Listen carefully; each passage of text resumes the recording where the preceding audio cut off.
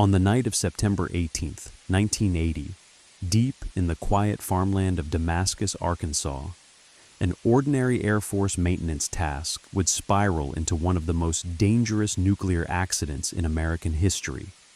An event so catastrophic that if fate had tilted even a few inches in the wrong direction, the heart of the United States might have been erased by a 9-megaton explosion.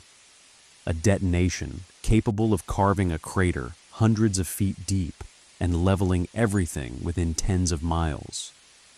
And yet, almost no one outside the state would hear the full story for decades because the military buried the truth as fast as they could, hoping the public would never learn how close America came to blowing itself off the map. The Titan II missile complex, known as Launch Complex 374-7, was one of 54 underground silos spread across the Midwest and South, each containing a single Titan II intercontinental ballistic missile, America's largest, most powerful land-based nuclear weapon, a 2-stage rocket standing over 100 feet tall and carrying the W-53 warhead, a hydrogen bomb yielding 9 million tons of TNT, more powerful than all munitions used in World War II combined, and 20 times more powerful than the bomb dropped on Nagasaki. These silos were supposed to be safe, hardened, and nearly indestructible, built to survive Soviet attack, sealed under concrete and steel blast doors, with layers of security and procedures designed to eliminate human error entirely. But on that humid September night, all it took was a single slip of the fingers, a moment so small that no one present realized they were witnessing the beginning of a nightmare that would threaten not only the lives of everyone on base, but hundreds of thousands of civilians who lived in the surrounding counties. At 6:30 p.m., 2 maintenance technicians from the Propellant Transfer System, PTS team, Senior Airman David Powell and Airman Jeffrey Plum, descended into the silo to perform a routine but critical task: add nitrogen pressure to the oxidizer tank of the Titan II missile.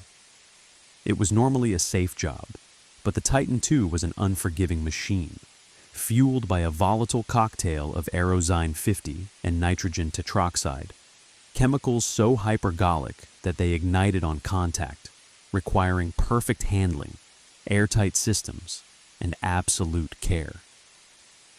The 2 men carried a torque wrench with an 8-pound socket attached, used to remove and reattach the pressure cap on the missile's oxidizer tank, located high up on the missile's second stage. Everything about the operation was procedural, rehearsed, logged, and supervised.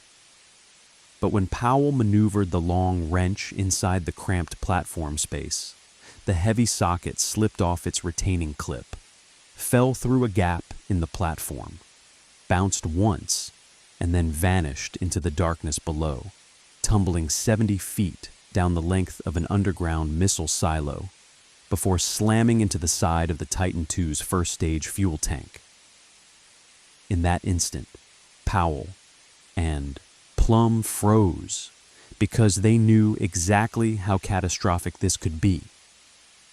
The skin of the Titan II's first stage was made of thin, pressurized steel, about the thickness of a dime, and when that socket struck the missile, it pierced the fuel tank like a bullet through an aluminum can, releasing a jet of highly toxic, highly flammable Aerozyne 50 that began filling the silo with explosive vapor.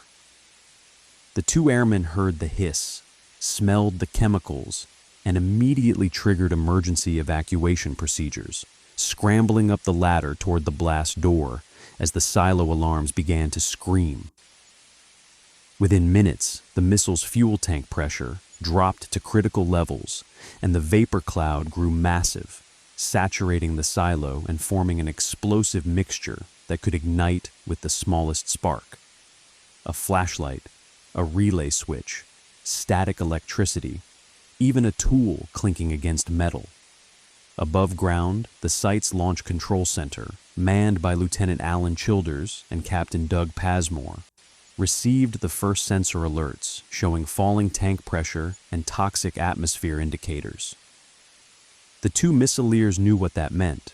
A fuel leak inside a Titan II silo was one of the worst emergencies imaginable, because if the vapor ignited, the explosion could rupture the missile, detonate the first stage fuel and oxidizer, destroy the silo, and, if the worst chain reaction occurred, possibly trigger the W-53 nuclear warhead.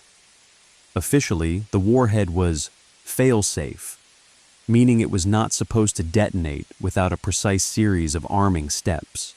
But even the engineers who designed it admitted that no one knew for certain what would happen if it was physically crushed, blasted, or exposed to a massive explosion.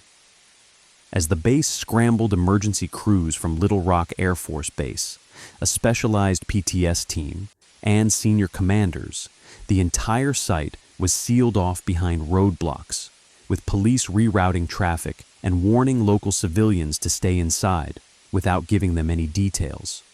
After all, they couldn't exactly tell the public that a nuclear warhead was sitting inside a silo filled with explosive mist.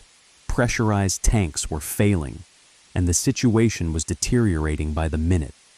Fire trucks, hazmat crews, and Air Force security rushed to the compound, and commanders attempted to assess the damage from above ground, unable to descend because the silo was now a toxic death trap. The Titan II stood inside its underground chamber like a ticking bomb, its smooth white skin now streaked with fuel vapor and condensation, the first stage tank losing pressure and threatening to collapse inward from structural fatigue. The slightest spark could set off an explosion powerful enough to tear through the 700-ton concrete silo lid above it. Meanwhile, dozens of young airmen, most of them barely in their 20s, stood outside the chain-link fence in gas masks, listening to radio chatter crackle with incomplete information, knowing that the missile they had trained on for years was no longer a deterrent weapon, but a potential catastrophe that could wipe out half the county. The PTS team leaders argued with higher command about how to proceed, and confusion spread quickly because communication lines were clogged, supervisors were off base, and emergency protocols for a real fuel rupture had never been properly rehearsed. Inside the command post, Childers and Pasmore debated whether to activate the emergency war order codes that would send warnings up the chain to Strategic Air Command, because even though this wasn't an enemy attack, the potential loss of a live nuclear warhead was a crisis of national importance. Some commanders wanted to re-enter the silo to patch the leak or add pressure back to the tanks. Others believed that sending men into the silo would guarantee casualties because of toxic fumes and possible explosion. The debate grew heated, with officers demanding someone take responsibility, but no one wanted to authorize an action that could either kill airmen or worsen the situation. Meanwhile, the fuel leak intensified, and atmospheric readings inside the silo indicated near-lethal concentrations of Aerozine 50 and nitrogen tetroxide, chemicals that could dissolve lung tissue within minutes. By midnight, the decision was made to send a small PTS inspection team inside with protective suits to assess whether the missile was still structurally intact. This decision would prove fatal. These young men, some barely old enough to drink, entered the silo knowing full well that the last time a Titan II experienced a fuel rupture, at Searcy, Arkansas in 1965, the missile had exploded and killed 53 people. As they descended past the steel platforms and catwalks, the fog became so thick that their helmet lights couldn't penetrate it, and they described the atmosphere as like swimming in poison. The missile loomed out of the fog like a skyscraper emerging from low clouds, its skin pulsing slightly from internal pressure fluctuations. Sensors indicated that the first stage tank was on the brink of structural collapse. If it buckled, the massive beast would rupture, ignite, and destroy the entire silo. The team barely lasted minutes before their suits began breaking down under chemical corrosion, forcing them to evacuate. When they reached the surface, many were coughing uncontrollably, some vomiting from chemical inhalation, others disoriented. And yet, despite their warnings, commanders still hoped the missile might be stable enough to ride out the night. But at approximately 3 a.m., the situation crossed the point of no return. A loud metallic bang echoed up the silo. No one knew it at the time, but this was the sound of the first stage tank collapsing inward from loss of pressure, tearing open the oxidizer lines and forming a hypergolic mix that instantly ignited. The entire missile silo became a bomb. What happened next would be felt miles away and would launch a big 740 in steel door hundreds of feet into the air.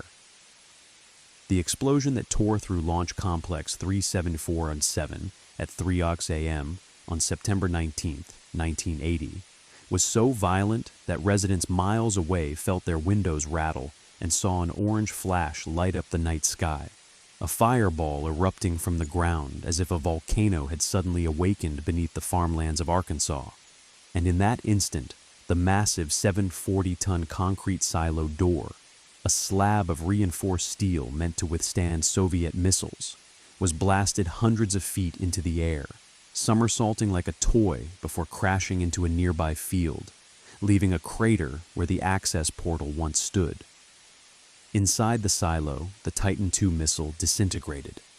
The first stage fuel tank, already compromised, ruptured completely, mixing remaining Aerozine 50 with nitrogen tetroxide in a violent hypergolic reaction that triggered a shockwave strong enough to shred the platforms, rip apart conduit lines, and obliterate nearly everything inside the underground chamber.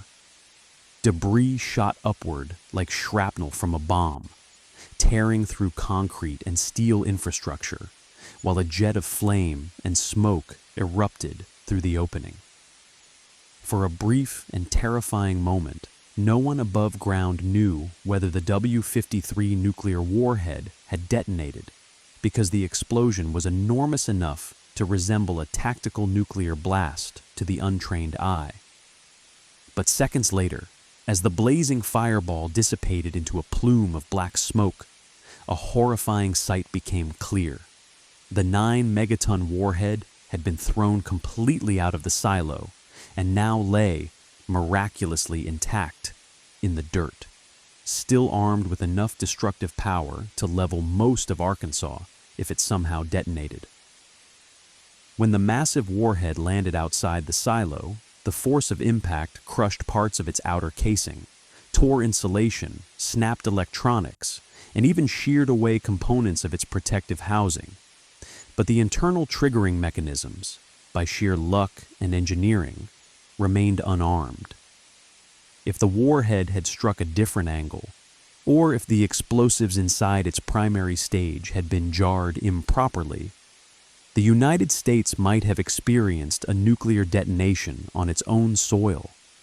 At the moment of the explosion, dozens of airmen and emergency personnel were positioned around the access buildings, and the blast ripped through the area with devastating force. The shockwave hurled vehicles into the air, shattered windows in the launch control center, and sent men flying off their feet. The emergency response team leader, 21-year-old senior airman David Livingston, was caught near the silo entrance when the explosion tore through. He was thrown into the air and fatally injured, while another team member, Alton Douglas, suffered severe burns and injuries, but survived. The chaos was overwhelming. Fire everywhere, metal raining from the sky, and thick clouds of toxic fuel vapor still lingering in the air.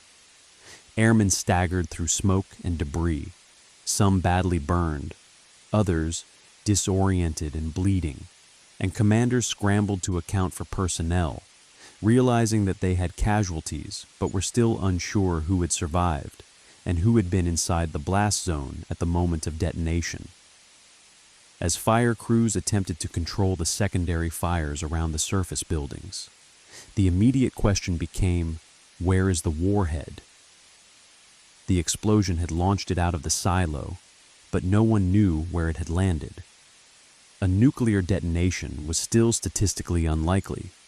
Detonation required a precise sequence of electronic arming events. But if the warhead's high explosives had cracked, become unstable, or received enough shock, it could theoretically produce a fizzle, scattering radioactive material across the region in a catastrophic radiological disaster. Emergency personnel, some still coughing from toxic fumes, began sweeping the area with flashlights, Geiger counters, and radios even as the ground continued smoking. It took several tense minutes before someone shouted over the radio that the warhead had been found intact, lying in a ditch several hundred feet from the silo. There was immediate relief, but only partial relief, because the warhead still needed to be secured, assessed, and transported before anyone could declare the site safe. Back in the Launch Control Center, Childers and Pasmore, the missileers who had been responsible for overseeing the Titan II's readiness, were shaken but alive. Their blast-resistant bunker had survived, though its doors were dented and buckled, and several internal systems had been knocked offline. Their training told them that they should prepare to execute emergency war order procedures in the event that the missile or warhead had been compromised by enemy attack. But this was no attack. This was a self-inflicted catastrophe, and all they could do was wait for the outside rescue teams to reach them. When the surviving airmen emerged from the bunker's emergency exit tunnels, some collapsed from exhaustion or chemical exposure, while others had to be dragged through debris by colleagues after smoke and toxic fumes overwhelmed them. As dawn approached, state police, fire departments, Air Force brass, and strategic command personnel converged on Damascus, forming a perimeter around the site. But instead of telling the public that a nuclear warhead nearly blew up part of Arkansas, military officials issued vague statements about a fuel explosion and assured locals that there was no danger to the community. That was only partially true. The explosion did not release radioactive material, but the possibility that the warhead could still be unstable was real. The Air Force initiated a classified effort to secure the warhead and remove it from the area before the public could discover its condition. There was also another concern.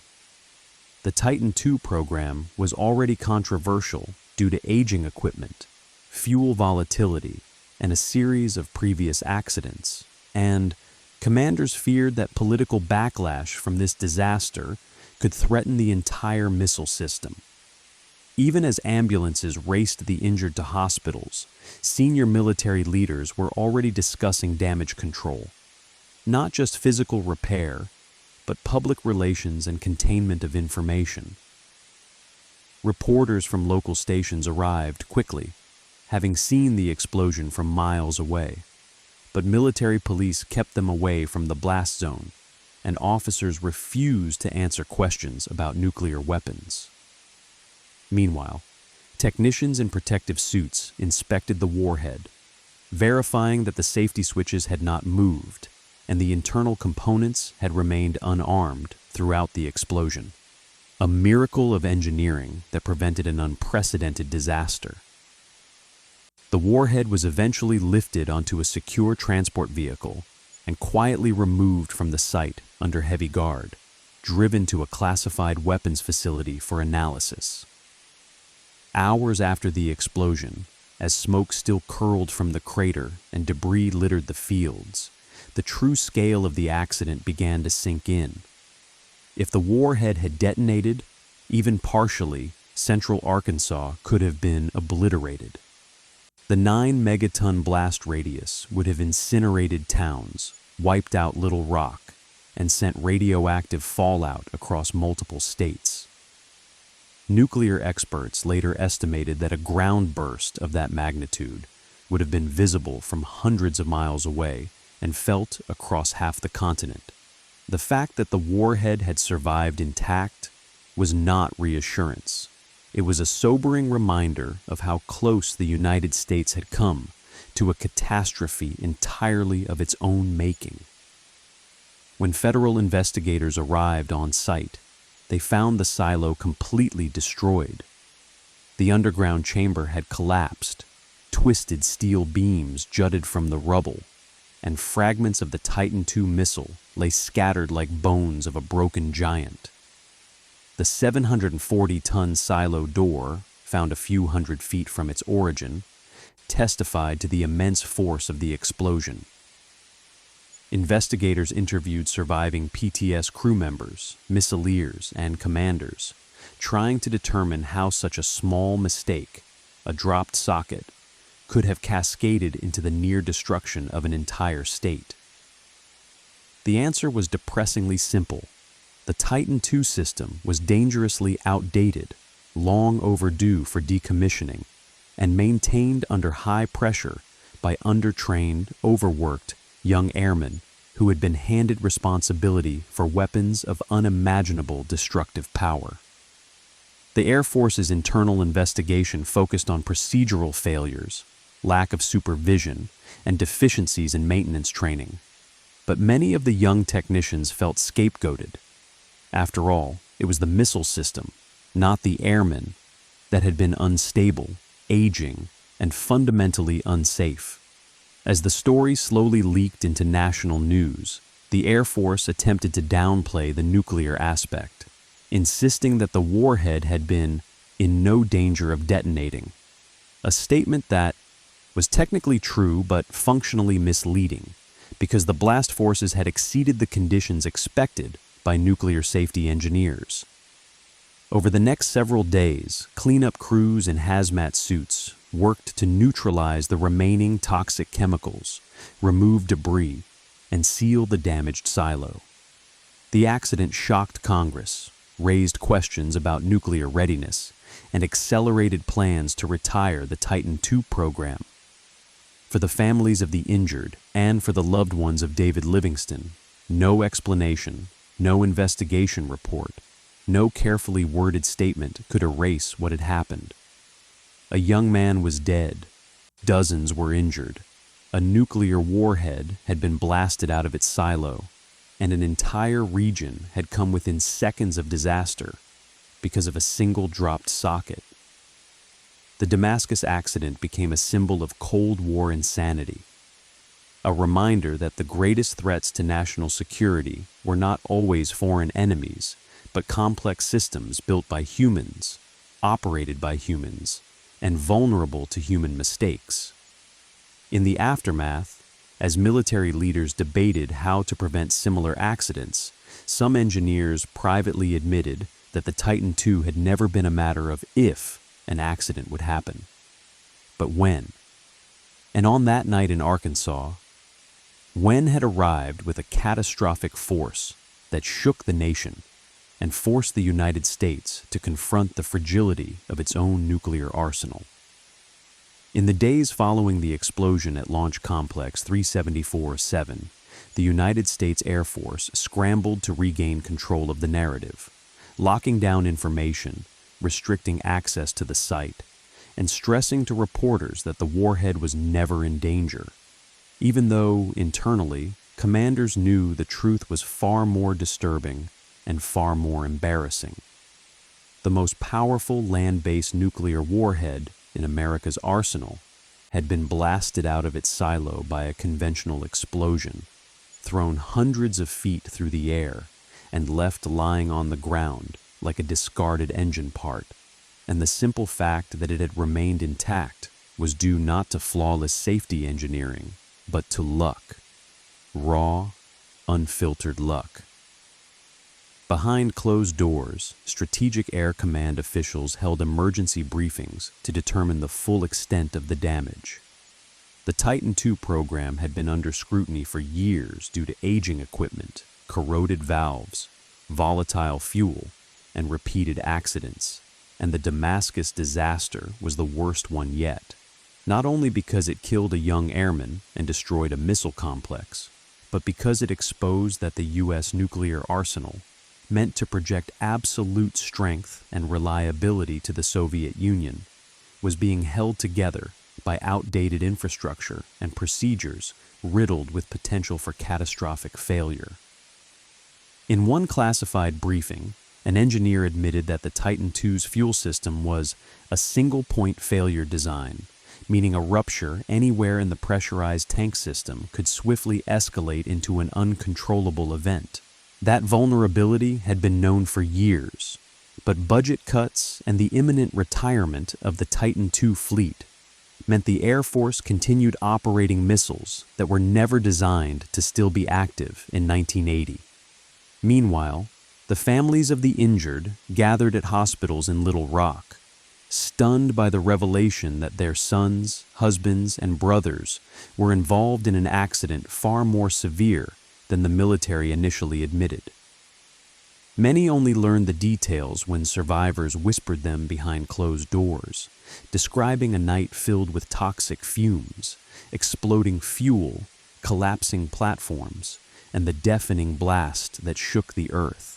The parents of Senior Airman David Livingston, the young technician who died after being thrown into the air by the explosion, arrived to a flood of conflicting explanations, with some officers calling the event a tragic accident, others labeling it a procedural failure, and still others using vague phrases like an isolated anomaly. None of it eased their grief, and none answered the question they kept repeating. How could something this dangerous be allowed to happen in the first place? As investigators sifted through debris and chemical residue, they discovered twisted fragments of catwalks, melted pipes, and shredded cables inside what had once been the missile's underground chamber. The Titan II itself was unrecognizable, scattered in chunks across the silo floor and surrounding fields. The entire second stage had been vaporized, and the silo infrastructure looked like a bomb crater. The incident highlighted how quickly a single moment of human error could escalate into an industrial catastrophe. That socket, the one that slipped from Powell's wrench, was eventually recovered, blackened, and warped from the explosion. Investigators photographed it like a piece of evidence from a crime scene. That 8-pound chunk of steel had changed history. But what troubled seasoned missile engineers most was not the socket itself. It was how such an ordinary mistake could bypass every layer of supposed safety, redundancy, and oversight. The Titan II missile system was built at a time when the United States believed brute force and massive explosive capability were the ultimate deterrents. Its designers never could have imagined that decades later, poorly funded crews of barely trained 19 to 22-year-olds would be maintaining a machine holding a warhead that could destroy a city.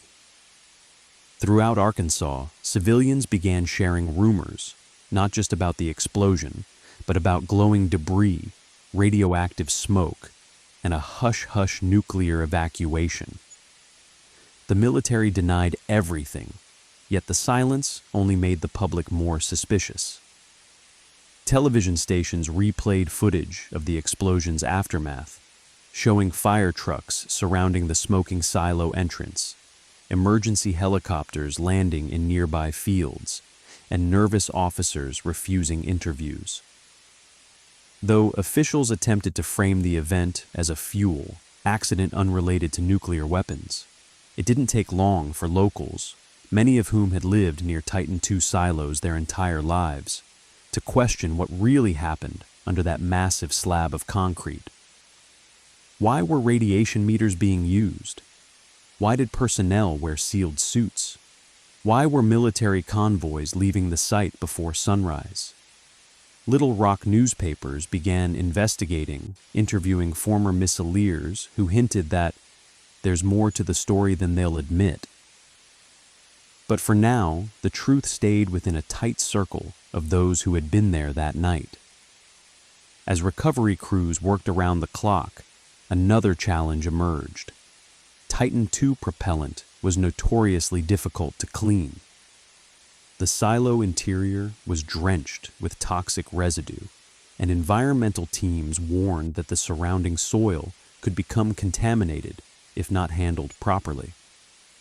Nitrogen tetroxide, one of the chemicals leaked from the missile, turns into nitric acid when exposed to moisture, meaning rain could transform the site into a chemical hazard for years.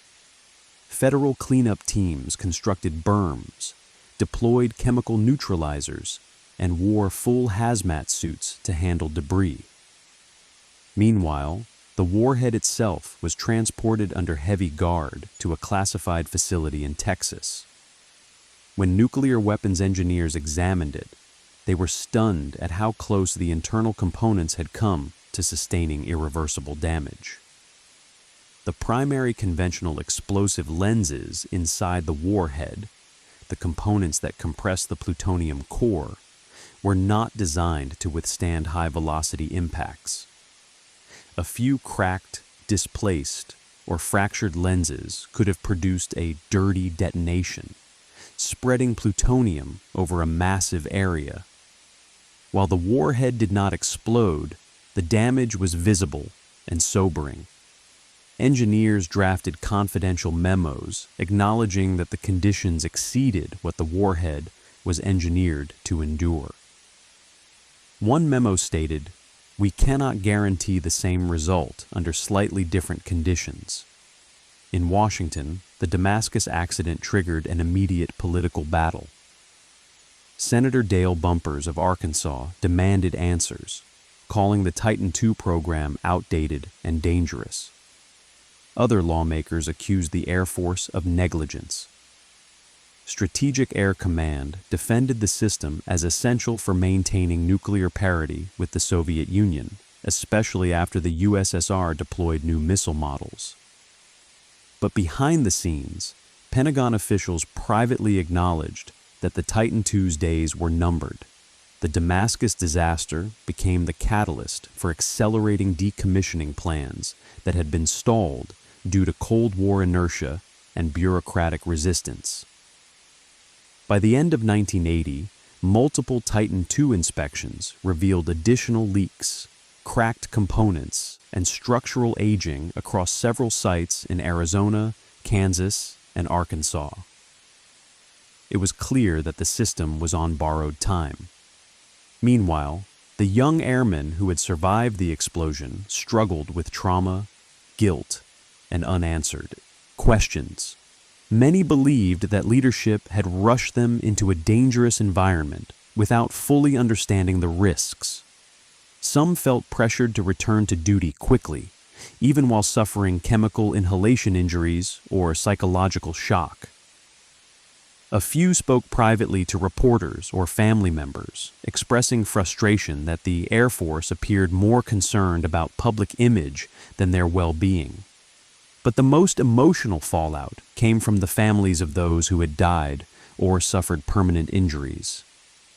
The Livingston family received military honors, condolences, and a neatly folded flag, but little else. They were not given a full account of what happened for years. When they finally learned the truth, their grief turned into quiet anger.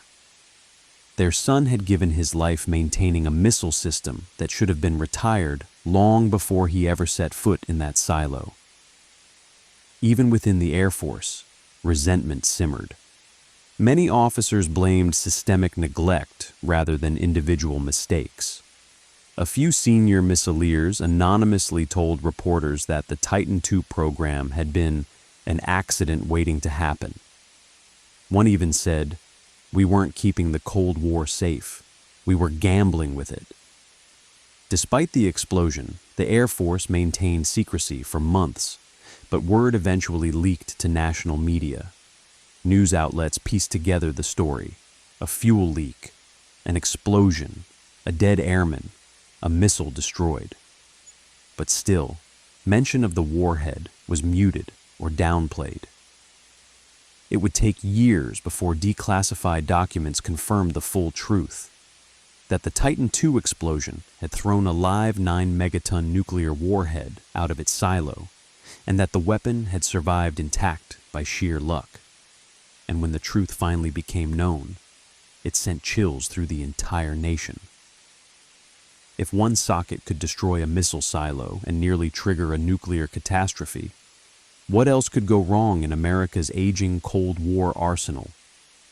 As public faith in nuclear safety wavered, policymakers confronted a sobering realization: the danger of nuclear weapons wasn't limited to foreign threats. Sometimes the threat came from within, hidden in old systems, poor training, decaying infrastructure, and the flawed assumption that complex machines would always work exactly as designed. The Damascus accident proved otherwise, revealing that the most powerful nation on Earth was not immune to catastrophic miscalculation. And as the cleanup continued, as the silo was sealed, and as the Titan II fleet crept closer to retirement, the story of the Damascus explosion remained a haunting reminder of how fragile nuclear stability really was, and how close America had come to disaster. In the months following the Damascus explosion, as the Titan II program limped toward its eventual retirement, the story of what truly happened inside Launch Complex 374-7 evolved into something far larger than a military accident. It became a case study in how nuclear nations flirt with destruction, not only through geopolitical conflict, but through the quiet, unnoticed vulnerabilities embedded within their own weapon systems. Vulnerabilities that remain invisible until catastrophe strikes. Congressional hearings began, pulling senior Air Force officials, engineers, and safety analysts into intense sessions where senators demanded answers about training, oversight, fuel handling procedures, and the structural integrity of America's aging missile force. The Pentagon sought to portray the Damascus explosion as a freak event caused by a single moment of human error, a dropped socket, an unlucky bounce. But as investigators dug deeper, they uncovered a pattern of maintenance shortcuts, outdated equipment, and chronic understaffing throughout the Titan II program. One former missileer described the system as a museum piece held together by duct tape and prayer, and internal documents confirmed that many Titan II sites suffered from corroded pipes, leaking valves, and dangerously unstable propellant storage systems. As these revelations emerged, public confidence in America's nuclear safety apparatus eroded. Across the country, citizens living near missile silos began questioning the official assurances that such weapons were safe, questioning the presence of colossal explosive devices buried near farmland and suburbs, and questioning whether the government truly understood the risks inherent in its Cold War infrastructure. For the first time, many Americans realized that nuclear danger wasn't confined to abstract threats from Moscow. It lurked in underground chambers beneath their own feet. This shift in perception became a political turning point. Anti-nuclear activists seized upon the Damascus accident as evidence that nuclear weapons were inherently uncontrollable. Their rallies emphasized the terrifying reality that the explosion had thrown a 9-megaton warhead, the most powerful ever deployed by the United States, out of its silo and into a field, undetonated only by sheer luck. Activist groups displayed photographs of the damaged silo, the cratered earth, and the crushed warhead casing, urging Congress to acknowledge the possibility that next time the outcome might be far worse. Meanwhile, within the Air Force, the culture around nuclear maintenance began to shift. Younger airmen, many traumatized by the explosion, demanded better equipment, updated procedures, and recognition that they were being asked to manage weapons far too dangerous to operate without modern safeguards. Some of them left the service entirely, unable to reconcile their sense of duty with the risks they saw firsthand. But many others stayed, determined to improve the system from within, convinced that the lessons of Damascus could save lives. Leadership eventually conceded that major changes were needed. Over the next several years, the Titan II missiles were systematically dismantled, their warheads removed and sent to secure facilities, their massive silos decommissioned and sealed. By 1987, the last Titan II missile was taken offline, marking the end of an era. In its place, the United States shifted toward more modern weapon systems, solid fuel missiles that were far less volatile than the Titan II's hypergolic liquid propellants. But even as the Titan II fleet disappeared, the legacy of Damascus endured. Engineers who studied the accident used the data to redesign safety systems, emphasizing redundancy and minimizing the impact of human error. New maintenance protocols required multiple layers of verification and protective equipment, and nuclear weapons policy experts began pushing for increased transparency, accountability, and oversight. Yet even as safety improved, the core lesson of Damascus lingered. Nuclear systems, no matter how sophisticated, remain vulnerable to failure. Human beings, fallible, fatigued, imperfect, stand between these weapons and disaster. And the more complex the system, the smaller the margin for error. Decades later, when the accident was fully declassified and chronicled by historians, the Damascus explosion was no longer viewed simply as an embarrassing mishap or a footnote in Cold War history. It was understood as one of the closest calls the United States ever had with a nuclear catastrophe. A single socket, dropped by accident, had almost triggered a chain reaction powerful enough to level a state. The warhead's survival had defied expectations. In interviews conducted years later, many of the airmen involved in the response described the night in Damascus as a moment that shattered their belief in the infallibility of America's nuclear infrastructure. One said, "We used to think the danger was the Soviets, but after that night, I realized the danger was the system itself."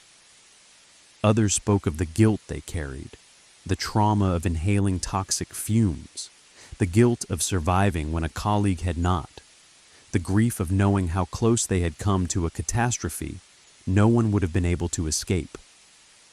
As they grew older, some struggled with long-term medical conditions caused by chemical exposure. Their sacrifice, like much of the truth of the Damascus accident, went largely unrecognized by the nation they served. But over time, historians and journalists began telling their stories. Books, documentaries, and interviews revealed a portrait of young men who did everything they could to prevent disaster, who entered that silo not with fear, but with duty, and who faced a situation that no training had ever prepared them for. Their courage, walking into a chamber filled with explosive vapor to assess the damage, knowing the missile could ignite at any moment, became a symbol of the quiet heroism ingrained in the ranks of America's nuclear forces. And yet, as the years passed, the Damascus accident also became a symbol of something darker: the fragility of nuclear deterrence, the razor-thin line between stability and chaos, the realization that the world's most destructive weapons rely on complex systems that can fail, falter, or erode without warning. Today, standing near the old launch complex in Damascus, one sees a fenced-off patch of land, overgrown with grass, silent and undisturbed. To most passers-by, it looks like nothing more than an abandoned field. But beneath that soil lies the buried remains of a shattered silo, the twisted metal bones of a once mighty intercontinental ballistic missile, and the ghost of an explosion that almost changed the course of American history. The site has no monuments, no plaques, no grand markers describing what happened there. But if one listens closely, if one imagines the roar of the blast and the desperate shouts of airmen trying to escape, if one understands how close the United States came to nuclear devastation, then the quiet field becomes something else entirely. A reminder that the greatest threats in the nuclear age do not always come from enemies abroad. Sometimes they come from mistakes made at home. The Damascus Titan II accident stands today as one of the most powerful warnings in nuclear history, a warning carved not into stone, but into the memory of those who lived it. A warning born from a single drop of steel falling through an open platform. A warning that even the strongest nations can be brought to the edge of annihilation by the smallest human error. And a warning that, in the nuclear age, safety is not a guarantee, but a constant struggle against complacency, decay, and the terrible consequences of misjudgment. It is a story of danger, courage, loss, and luck. Unbelievable, unforgettable, and above all, real. And as long as nuclear weapons exist, the lessons of Damascus must never be forgotten.